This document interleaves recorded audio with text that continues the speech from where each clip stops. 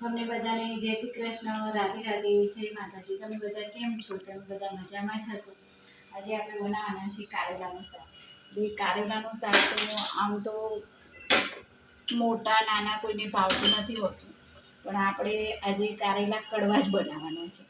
એ ભગવાને જેવો સ્વાદ મૂક્યો છે એ સ્વાદનું જ બનાવવાના છે। આપણે છાલ પણ નથી કાઢવાના, આના ઠળિયા પણ નથી કાઢવાના, પ્રોપર એ કારેલા જેવા છે એવા જ ધોઈ નાખી અને એને બે પાણીથી ધોઈ નાખી અને એને ઝીણા ઝીણા સમારી અને આવા કડવા કારેલા જ બનાવવાના છે। તો આપણે અહીંયા જીરું અને રાઈ છે, 1 ચમચી જેવું જીરું છે અને અડધી ચમચી જેવી રાઈ છે। હવે આપણે આમાં તેલ લઈ લઈશું।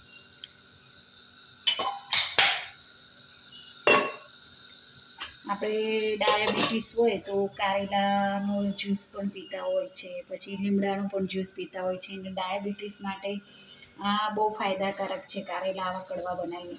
મીઠા પણ આપણે ઘરે પણ બાળકોને ભાવે એવા પણ બનાવશું, એવો વિડીયો પણ બનાવશું, પણ આજે આપણે ફક્ત ડાયાબિટીસવાળા જે હોય છે એમને માટે આપણે કડવા જ કારેલા બનાવતા હોઈએ છીએ, એટલે આપણે આજે કડવા કારેલાનું શાક બનાવવાના છે। એમાં આપણે હવે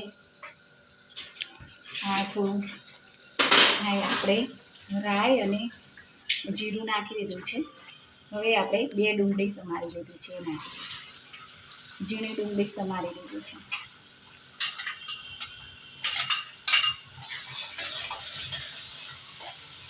હવે આને ડુંગળીને થોડી સાતળવા દઈશું, પછી આપણે નાખી દેવાના છે। ચપટી એક હિંગ નાખી દઈએ। હવે આપણે આને ઢાંકી અને થોડી ડુંગળીને સાતળવા દઈશું। સતરાઈ જાય એટલે આપણે મસાલા કરીશું પછી। હવે આ લીલા મરચાં, આદુનો સહેજ એક ટુકડો અને લીલા 2 મરચાં અને લીલા ધાણા એની પેસ્ટ બનાવી છે, એ આપણે પેસ્ટ આ 1 ચમચી જેવી છે એ આપણે નાખી દઈશું।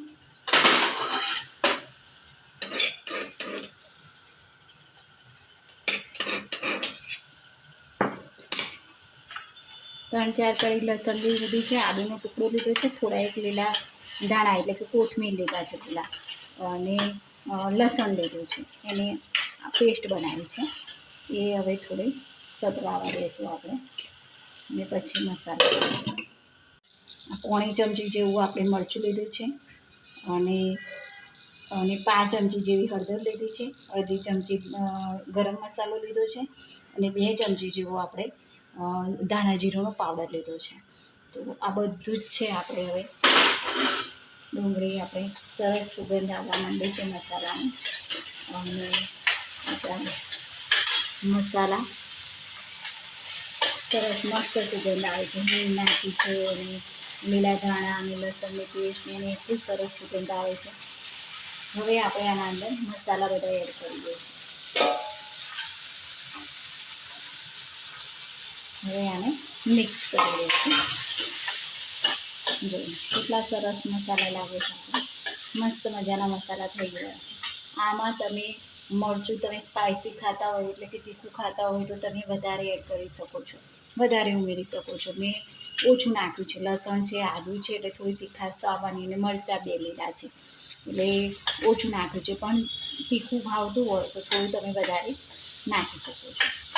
હવે જો સરસ મજાની આપણી પેસ્ટ તૈયાર થઈ ગઈ છે અને સુગંધ બહુ મસ્ત આવે છે, તેલ પણ છૂટું પડવા માંડ્યું છે।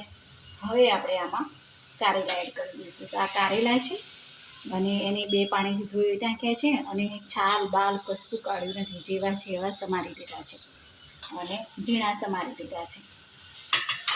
તો ઘણી વાર આપણને એવું થાય કે આ તો બહુ કડવા છે, કેવા ભાવે, પણ કડવી વસ્તુઓ, લીમડાનો રસ, કારેલાનો રસ આ આપણા શરીર માટે બહુ ફાયદાકારક હોય છે।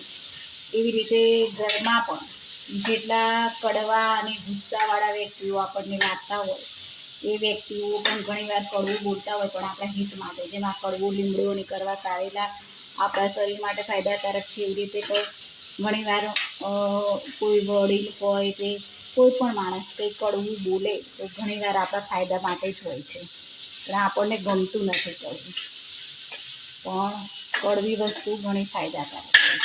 તો હવે આપણે આના અંદર આપણું સરસ મજાનું શાક મસાલા બધા સરસ મિક્સ થઈ ગયા છે. અને હવે આપણે આના અંદર થોડું પાણી એડ કરી દઈશું અને પાણી આમાં રેડી દઈશું.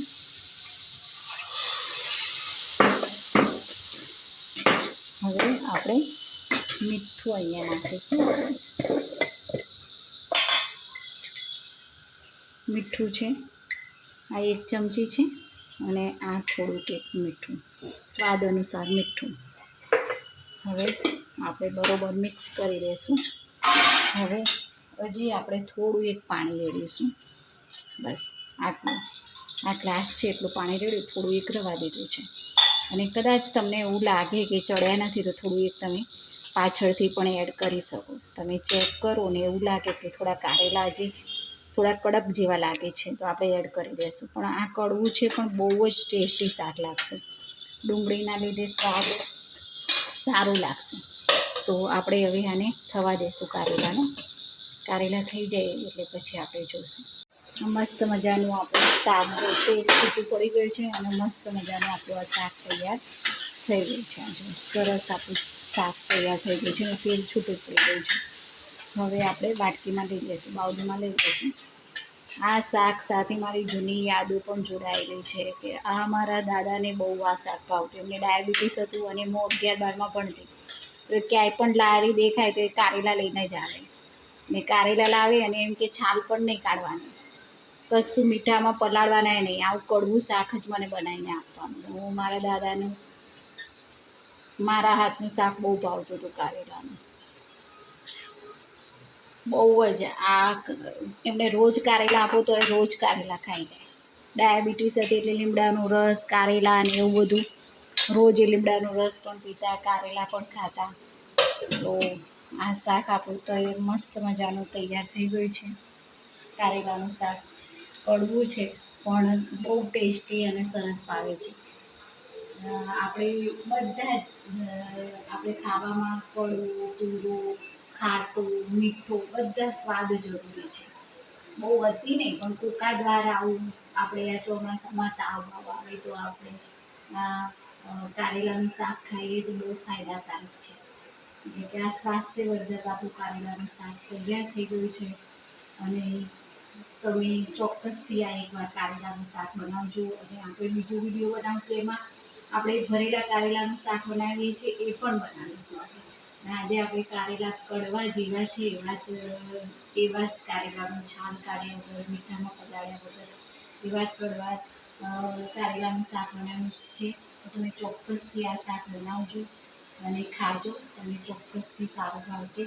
અને વિડીયો જુઓ તો વિડીયો જોઈ અને તમે લાઈક અને કોમેન્ટ અને સબસ્ક્રાઈબ કરજો. અને વિડીયોના એન્ડિંગમાં કહેવા માંગીશ કે આયુર્વેદ અપનાવીએ, સ્વદેશી ચીજ વસ્તુ અપનાવીએ, દરેક જીવ માત્ર ઉપર દયા ભાવ રાખીએ અને જરૂરિયાતમંદ લોકોની સેવા કરવી, મદદ કરીએ અને વ્યસનથી દૂર રહીએ. આપણા ઘરની સાથ રાખીએ જેવા આપણા રસ્તાઓ, નદીઓ, તળાવો, સરોવર, દરિયા કિનારે દરેક જગ્યાએ સ્વચ્છતા રાખીએ અને આપણે આસપાસ વૃક્ષો વાવીએ અને નાના છોડ વાવીએ. અને જય જવાન, જય કિસાન, જય વિજ્ઞાન, જય